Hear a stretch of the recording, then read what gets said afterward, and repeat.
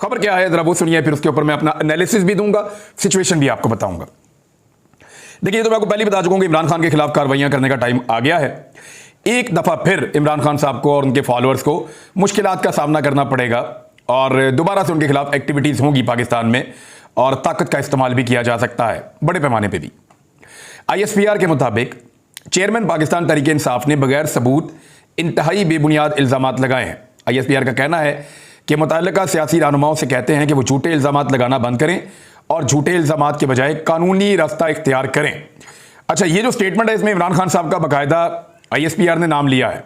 अंग्रेजी में जारी हुआ है ये प्रेस नोट, लेकिन इसमें लिखा है कि इमरान खान के मनगढ़ंत और बदनीयती पर मबनी इल्जामात काबिल मुजम्मत और नाकाबिल कबूल हैं।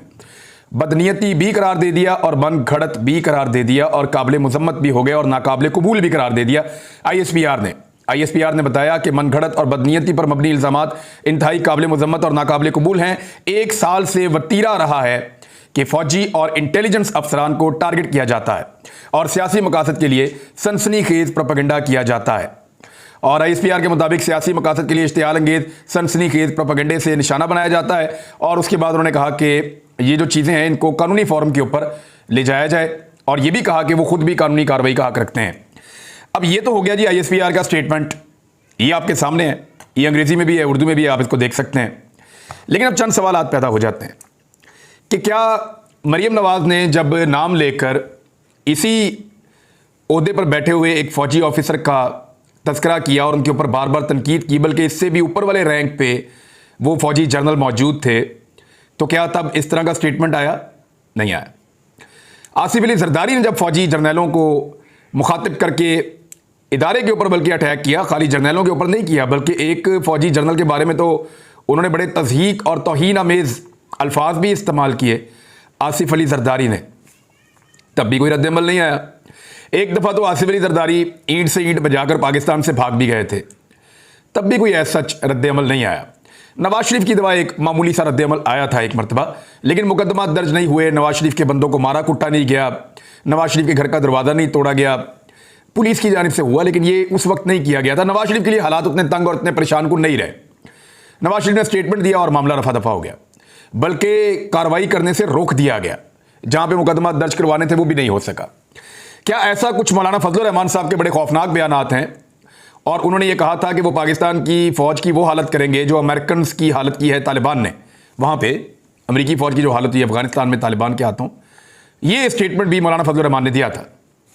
इसके ऊपर भी हमने देखा कोई रद्द-ए-अमल नहीं था। ख्वाजा आसिफ ने जो कुछ पाक फ़ौज के साथ किया, यानी मैं आपको इसलिए कह रहा हूँ पाक फ़ौज के वहाँ किसी एक जर्नैल का उन्होंने नाम नहीं लिया था, उन्होंने पूरी पाकिस्तान की फ़ौज के ऊपर इल्ज़ाम लगाया था और ये इल्ज़ाम लगाए थे कि इन्होंने कभी कोई जंग ही नहीं जीती। ये भी इल्ज़ाम लगाए थे कि ये कौम की हड्डियों पे से गोश्त उतार कर खा गए हैं, इस किस्म का नोच लिया है, यानी पाकिस्तानी कौम के सारे वसाइल भी खा लिए और पाकिस्तान को दिया भी कुछ नहीं। इस किस्म के इल्ज़ाम पाकिस्तान की फ़ौज के ऊपर ख्वाजा आसिफ ने लगाए थे। तब कोई रद्द-ए-अमल आया था? जहाँ तक मुझे याद है तब भी कोई रद्द-ए-अमल नहीं आया था। फिर एक हमारे हैं जी साबिक स्पीकर अयाज सादिक साहब, उन्होंने उस वक्त के पाकिस्तान के आर्मी चीफ के बारे में ये कहा था कि उनकी टांगें कांप रही थी और इंडिया के मामले पे कहा था। इंटरनल मामले में तो चलो मुदाखलत हो जाती है, कभी कोई गिला शिकवा भी आ जाता है आपस में, लेकिन ये नहीं हो सकता कि आप भारत वाले मामले के अंदर अपनी फ़ौज को आप नीचा दिखाएं। ये भी किया था अयाज सादिक ने। अभी थोड़े दिन पहले अहमद मीर साहब ने बयान को ट्विस्ट करके बताया, जो जनरल रिटायर कमर जावेद बाजवा का बयान था, मैं भी वहाँ मौजूद था। जनरल बाजवा ने यह कभी नहीं कहा था कि हमारी लड़ने की सलाहियत नहीं है या हमारे टैंक जो हैं वो ख़राब पड़े हुए हैं या हमारे पास तेल बिल्कुल है ही नहीं, इस तरह की बातें नहीं की थी। किसी और मीटिंग में अगर की हो तो की हो, लेकिन जिस मीटिंग का वो हवाला दे रहे हैं वहाँ नहीं की थी। वहाँ जनरल बाजवा ने बातें ज़रूर की थी और बड़ी कमज़ोर बातें की थी, लेकिन ये इस तरह नहीं की थी, और जितनी की थी उतनी मैं बता चुका हूँ। लेकिन वहाँ भी कोई एक्शन नहीं है, कोई ऐसा स्टेटमेंट या कोई ऐसी चीज़ें हमें नहीं मिली, लेकिन यहाँ पर मिल रही हैं। देखिए मरियम नवाज साहबा का इल्ज़ाम क्या था।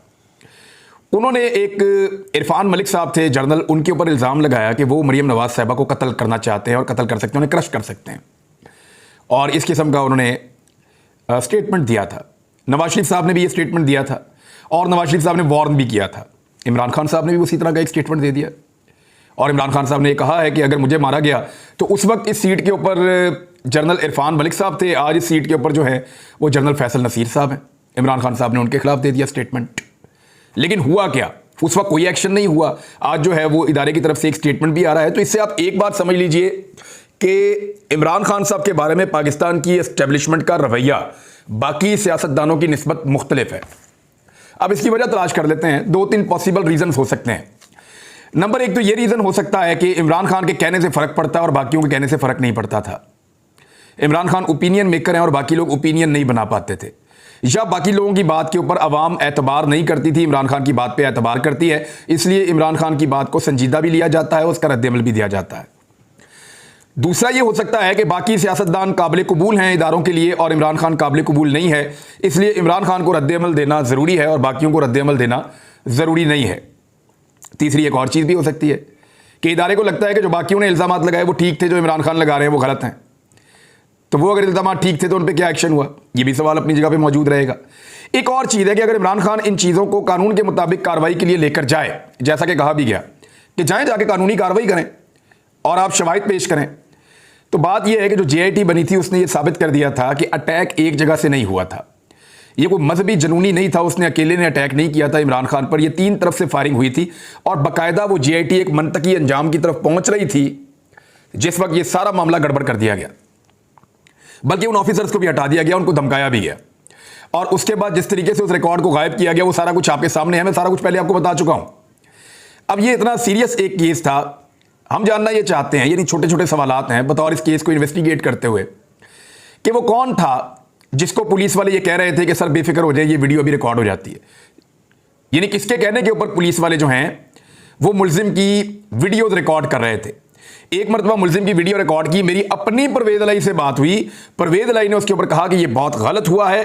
IG पंजाब और परवेज अलाई दोनों साथ साथ बैठे हुए थे, मैं उन दोनों के सामने बैठा हुआ था और मैंने कहा परवेज अलाई साहब ये केस खराब हो रहा है, ये जिस आदमी ने गोलियां चलाई है ना इसका बयान रिकॉर्ड नहीं होना चाहिए था, ये केस को कोई और रंग देने की कोशिश हो रही है, आप वज़ीर आला पंजाब हैं और आप IG पंजाब हैं, ये गलत हो रहा है। उन दोनों ने मौके पर तस्लीम किया कि ये गलत हो रहा है और अहकामात जारी किए कि इस बंदे की कोई वीडियो मजीद रिकॉर्ड नहीं की जाएगी और जिन्होंने किया है इसको इन्वेस्टिगेट किया जाए। ठीक आधे घंटे बाद उस बंदे की एक और वीडियो रिकॉर्ड होकर आ जाती है, IG पंजाब भी कहता है और वज़ीर आला पंजाब। तो कौन इतना ताकतवर था जो उसकी वीडियो रिकॉर्ड कर रहा था? फिर जहां पे उस बंदे को रखा गया वहां का CCTV फुटेज का रिकॉर्ड भी कोई उठाकर ले गया। कौन ले जा सकता है? पुलिस वाले कोऑपरेट नहीं कर रहे थे, कोई बात सुनने के लिए तैयार नहीं था। जिस DPO को इस्तेमाल किया गया वो DPO किसी जगह पे पेश होकर शामिल तफ्तीश होने के लिए तैयार ही नहीं था कि जो करदा कर लो। अब जब ऐसी सूरत हाल होगी तो फिर तो कोई बहुत ताकतवर आदमी होगा ना। इमरान खान साहब ने अपनी FIR दर्ज करने के लिए एक दरखास्त दी और उसमें उन्होंने नाम लिखा, और बात यह है कि अगर इमरान खान साहब की वो FIR दर्ज हो जाती तो फिर उनके ऊपर बारे सबूत आता ना। बाद में उनके वकला से पूछा जाता कि आपने ये नाम दिया है, आप बताइए कि आपको क्यों लगता है कि ये नाम शामिल है। फिर तफ्तीश होती, इंक्वायरियां होती और मजीद शवाहिद इकट्ठे किए जाते, तो ये सारी चीजें किसी मनतकी अंजाम पर पहुंचती। अब जब FIR ही नहीं हो रही तो फिर क्या किया जा सकता है? ऐसी ही कुछ ताकतवर शख्सियात का नाम शहीद अरशद शरीफ की वालदा ने अपनी जो FIR वो दर्ज करवाना चाहती हैं उसके अंदर लिया हुआ है। अब उसमें उनकी भी FIR दर्ज नहीं होती। क्या अरशद शरीफ की वालदा के खिलाफ भी कानूनी कार्रवाई की जाएगी कि इन्होंने नाम ले लिए ऐसे लोगों के? सारी दुनिया जानती है कि किसने सहाफियों के ऊपर पाकिस्तान की जमीन तंग की थी, और अरशद शरीफ की वालदा की जो FIR है उसके अंदर जो वो चाह रही हैं कि नाम दर्ज किए जाएं, उनके पास बाकायदा सबूत मौजूद है कि हमारे घर में कब कब आए, कब कब राब्ते हुए, और उनके पास गवाहान मौजूद हैं जिनको अरशद शरीफ ने बताया था। हम खुद गवाहान के अंदर शामिल हैं, बुलवाएं और बुलाकर पूछें, चीजें आपके सामने आ जाएगी। बहरहाल कल शहीद अरशद शरीफ का केस भी लगा हुआ है सुप्रीम कोर्ट ऑफ पाकिस्तान में, तो देखते हैं उसके अंदर क्या होता है। लेकिन इमरान खान साहब अपना मुकदमा कहां दर्ज करवाएं, इंक्वायरी कौन करेगा? और अगर तो अब पाक फौज को यह लगता है कि इमरान खान साहब ज्यादती कर रहे हैं तो फिर मुकदमा जरूर इमरान खान साहब के ऊपर करना चाहिए ताकि ये मामला अदालत में आए। ये मामला अदालत में आए, इमरान खान साहब अपनी बात रखें अदालत में और जो डिफेंस के अंदर चीजें हैं वो भी सामने आ जाएं, तो पता चल जाएगा कि एक्चुअली इमरान खान साहब जो बात कर रहे हैं उसमें कितने हकायक हैं और कितनी सच्चाई है उसके अंदर। इससे पहले मैंने देखा कि इदारा इतना हसास नहीं होता था जब सियासी लीडरान जो करप्ट भी हैं, जो बेईमानी भी करते हैं, जिन्होंने पाकिस्तान को लूटा भी हुआ है, जब वो पाकिस्तान की फौज के खिलाफ और जर्नल्स के खिलाफ बड़े खौफनाक स्टेटमेंट्स देते थे, तो उस वक्त मैंने देखा कभी भी ऐसा रद्द-ए-अमल इतना सख्त नौइयत का नहीं आता था। लेकिन अब रद्द-ए-अमल आ रहा है तो इमरान खान साहब के खिलाफ आ रहा है। एक मरतबा फिर इमरान खान साहब के ऊपर ऐसा लगता है कि अब मुश्किलात पैदा हो जाएंगी। दूसरी मरतबा रद्द-ए-अमल आया इमरान खान साहब के खिलाफ। एक जनरल बाजवा के टाइम पे भी आया था, एक अब आ गया है। देखना यह है कि किस तरह का अटैक इमरान खान साहब को उसका सामना करना पड़ता है पुलिस की जानिब से, क्योंकि निगरान हुकूमत और बाकी सब लोगों के हवाले से ये खबरें भी चल रही हैं कि इन स्टेटमेंट्स के बाद, ख़ासतौर पर ये स्टेटमेंट के बाद शहबाज शरीफ और आसिफ अली जरदारी, हुकूमत के दीगर लोग और उनके अलावा मोहसिन नकवी एंड पार्टी, ये सब एक्टिव हो गए हैं और अब ये पुलिस को और इदारों को इस्तेमाल करेंगे। इमरान खान साहब कल जा रहे हैं इस्लामाबाद पेशी पर, उनके साथ वहाँ क्या सूरत हाल होती है ये सारी चीज़ें पता चल जाएंगी। अगर इमरान खान को गिरफ्तार भी कर लिया गया तो मुझे नहीं लगता कि इससे कोई फ़ायदा होगा। एस्टेब्लिशमेंट को एक इलेक्शन हारना है। अब चाहे वो इमरान खान को गिरफ्तार करके हार जाएं, चाहे वो इमरान खान को गिरफ्तार किए बगैर हार जाएं, ये इलेक्शन तो अब हारना पड़ेगा।